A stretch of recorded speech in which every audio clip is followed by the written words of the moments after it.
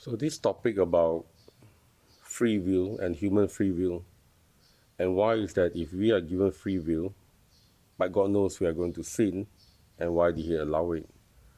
So the whole idea about free will is that you are given a choice, that you have your autonomy or 100% volition to make a decision. Now, often we want to put this question to God because we know that God is not a being that is tied by time, and therefore, with His ability to see into the future or knowing everything, why didn't He stop us? I think this is one of those mysteries because, as far as God is concerned, what He granted us is truly 100% free will. And that's the same that can be said about Satan. Now, in the Bible, it was said that when Satan was created, he was perfect. So the word used was perfect. Now, how did someone that was created perfect, like Satan or Lucifer, end up being the villain right now?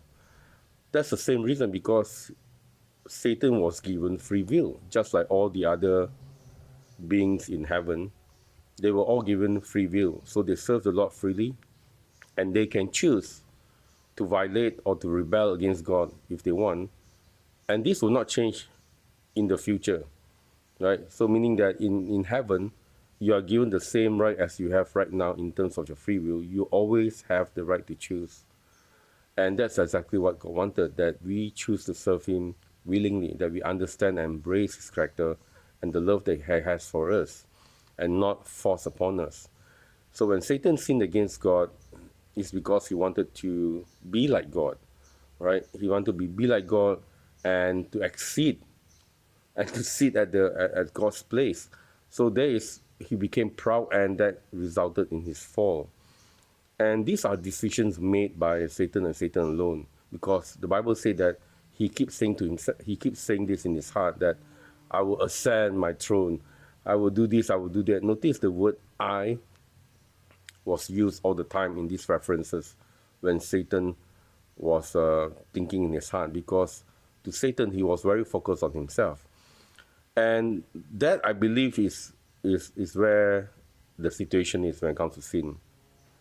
When we only focus on ourselves, our need, our requirement, our own happiness, and that is where the free will that we exercise is very inward looking, and it's not going to promote anything great in heaven or in the design of God.